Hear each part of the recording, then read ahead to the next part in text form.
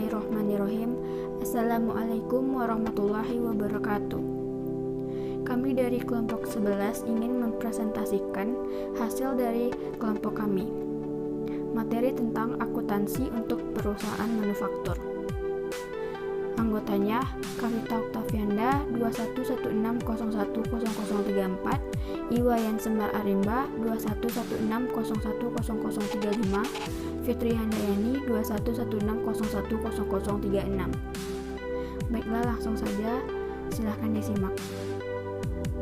Pengertian perusahaan manufaktur. Manufaktur adalah suatu cabang industri yang mengaplikasikan mesin, peralatan, dan tenaga kerja, dan suatu medium proses untuk mengubah bahan mentah menjadi barang jadi untuk dijual. Manufaktur ada dalam segala bidang sistem ekonomi. Dalam ekonomi pasar bebas, manufacturing biasanya selalu berarti produksi secara massal untuk dijual ke pelanggan untuk mendapatkan keuntungan.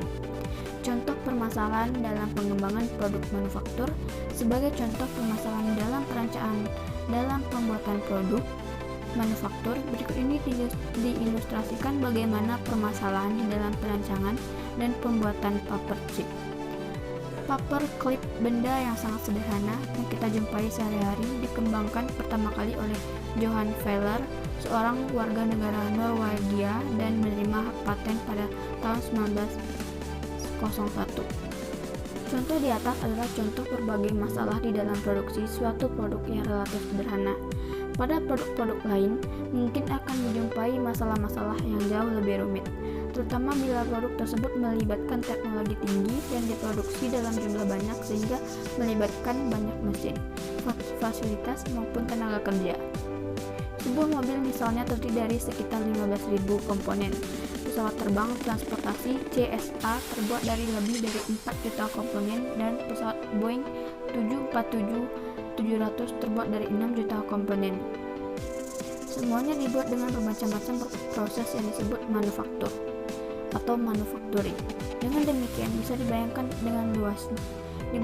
luasnya area industri manufaktur, mulai dari yang paling sederhana hingga yang paling canggih.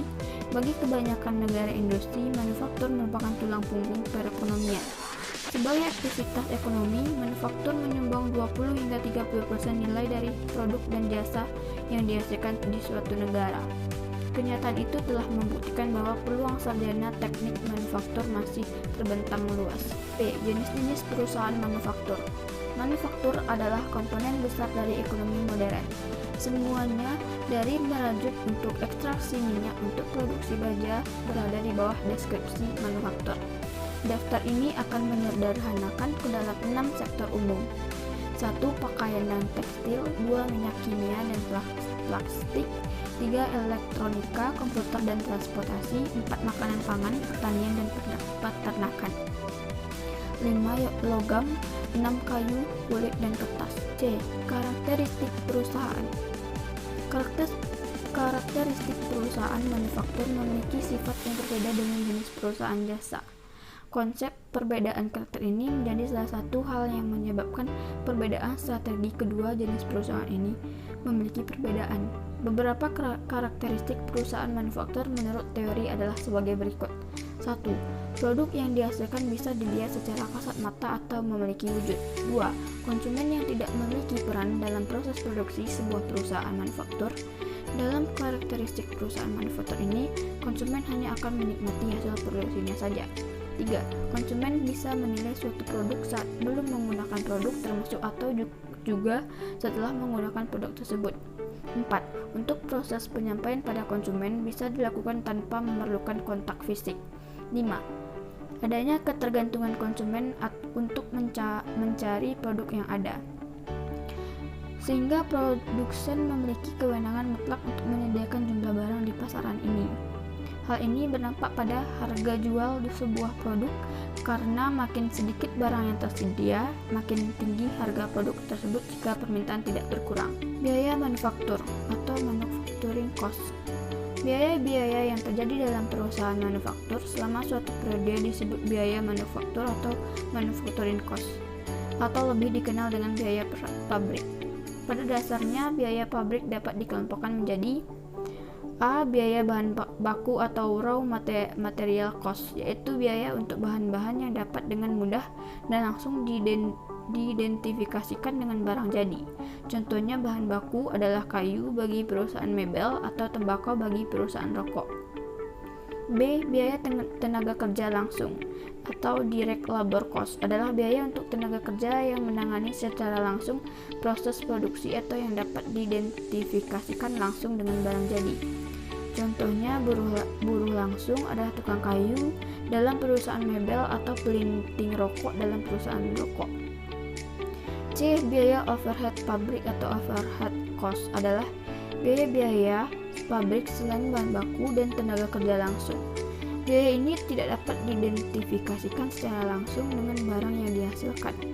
D. Rumus-rumus perusahaan manufaktur. 1. Pengertian harga pokok penjualan. Yang dimaksud dengan harga pokok penjualan adalah seluruh biaya yang dikeluarkan untuk memperoleh barang yang dijual atau harga peroleh dari barang-barang yang dijual. Rumus menghitung penjualan bersih. Untuk mencari penjualan bersih adalah sebagai berikut. Penjualan bersih, penjualan kotor, retur penjualan, potongan penjualan. Contohnya, diketahui penjualan 25 juta, retur penjualan 125.000, potongan penjualan 150.000. Itulah penjualan bersih. Penjualan bersih 25 juta dikurang 125.000 dikurang 150.000 sama dengan 24.725.000. 3. Rumus menghitung pembelian bersih. Untuk menghitung pembelian bersih dapat dirumuskan sebagai berikut. Pembelian bersih pembelian tambah biaya angkut pembelian dikurang retur pembelian potongan pembelian. Rumus menghitung harga pokok penjualan. Rumus harga pokok penjualan adalah HPP persediaan awal barang dagangan tambah pembelian bersih dikurang persediaan akhir. HPP adalah barang yang tersedia untuk dijual persediaan akhir. Keterangannya, barang yang tersedia untuk dijual sama dengan persediaan pembelian bersih atau dikurang pembelian tambah biaya angkut pembelian dikurang retur pembelian dikurang potongan barang dagangan ditambah pembelian bersih pembelian. Rumus-rumus perusahaan manufaktur. Pengertian laporan laba rugi. Laporan laba rugi adalah laporan yang menyajikan sumber pendapatan dan beban satu perusahaan atau dagang dalam periode akuntansi. Untuk menghitung laba rugi perusahaan adalah laba bersih sama dengan laba kotor dikurang beban usaha. Beban usaha dalam perusahaan dagang ada dua kelompok. Yang pertama, beban penjualan ialah biaya yang langsung dengan penjualan. Yang kedua, beban administrasi atau umum ialah biaya-biaya yang tidak langsung dengan penjualan. Untuk menghitung laba kotor adalah laba kotor sama dengan penjualan bersih harga pokok penjualan. Sedangkan untuk menghitung penjualan bersih adalah penjualan bersih dikurang retur penjualan dan pengurangan harga potongan penjualan. E. Laporan keuangan perusahaan manufaktur. Laporan keuangan perusahaan manufaktur tidak jauh berbeda dengan laporan keuangan perusahaan pada umumnya. Perbedaan yang paling terlihat hanyalah terdapat dalam rekeningnya saja.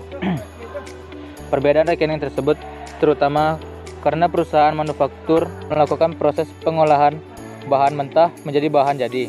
Sedangkan perusahaan dagang tidaklah demikian. Di dalam laporan keuangan perusahaan manufaktur, neraca dan laporan laba rugi lebih digunakan untuk kepentingan manajemen perusahaan.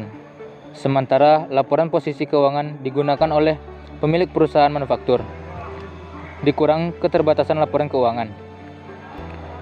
Meskipun laporan keuangan dapat menunjukkan posisi keuangan suatu perusahaan, namun tidak sepenuhnya laporan keuangan tersebut dapat dijadikan landasan dalam mengambil keputusan manajemen. Berikut adalah beberapa keterbatasan laporan keuangan. 1. Laporan keuangan hanya menyediakan data kuantitatif. Misalnya, tingkat kesetiaan konsumen pada produk, kesan produk di mata pelanggan, kemampuan karyawan atau pegawai yang handal serta profesional, dan lain sebagainya.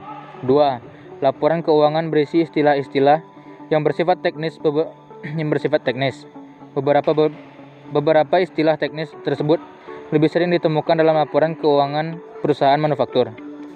Setiap pembaca, apapun latar belakangnya, akan dipaksa untuk memahami istilah teknis yang tercantum dalam laporan keuangan, atau mereka tidak akan memahami isi laporan keuangan yang disodorkan padanya sama sekali.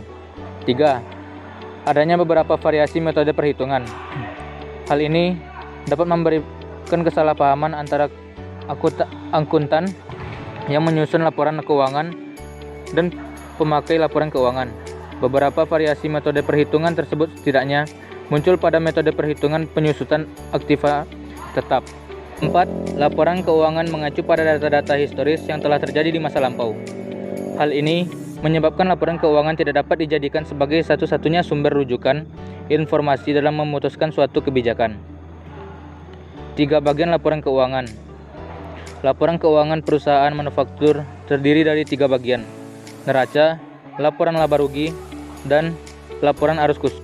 Bagaimana cara membaca laporan keuangan perusahaan manufaktur? Inilah dia laporan laba rugi, menunjukkan pendapatan total yang dibuat oleh perusahaan dari penjualan setelah biaya untuk manufaktur, distribusi, dan biaya lainnya sudah dipotong. Data yang dilaporkan pada laporan laba rugi diringkas sebagai berikut: sales, cost, plus expense, income. Data yang dilaporkan pada laporan arus kas adalah cash on hand plus cash deposit dikurang cash payment sama dengan available cash. 1. Pengertian biaya. Perusahaan dalam melakukan aktivitasnya tidak bisa lepas dari pengorbanan sumber-sumber ekonomis atau alat-alat produksi untuk menghasilkan produk-produk yang diinginkan. Bagi perusahaan yang bergerak di bidang produksi, istilah biaya yang sangat penting, artinya sebab biaya harus relevan dengan proses produksi yang sedang dibiayainya. Atas dasar fungsi tersebut di atas, biaya dapat dikelompokkan menjadi 3 kelompok biaya, yaitu 1. Biaya produksi, 2. Biaya bahan baku atau material cost, 3. Biaya tenaga kerja. Pengumpulan harga pokok produksi sangat ditentukan oleh cara produksi. Menurut Mulyadi, secara garis besar cara memproduksi produk dapat dibagi menjadi 2 macam, yaitu 1. Produksi atas dasar pesanan. Perusahaan yang berproduksi berdasarkan pesanan mengumpulkan harga pokok produksinya dengan menggunakan metode harga pokok pesanan atau job order cost method. Dalam metode ini, biaya-biaya produksi dikumpulkan untuk pesanan tertentu dan harga pokok produksi persatuan produk yang dihasilkan untuk memenuhi pesanan tersebut dihitung dengan cara membagi total biaya produksi untuk pesanan tersebut dengan jumlah satuan produk dalam pesanan yang bersangkutan. 2. Produksi massa. Perusahaan yang berproduksi massa mengumpulkan harga pokok produksinya dengan menggunakan metode harga pokok proses atau proses cost method. Dalam hal ini, biaya-biaya produksi dikumpulkan untuk periode tertentu dan harga pokok produksi persatuan produk yang dihasilkan dalam periode tersebut dihitung dengan cara membagi total biaya produksi untuk periode tersebut dengan jumlah satuan produk yang dihasilkan dalam periode yang bersangkutan. Terima kasih. Demikianlah presentasi dari kami. Mohon maaf jika ada kesalahan dan kekurangan. Wabillahi taufiq wal hidayah. Assalamualaikum warahmatullahi wabarakatuh.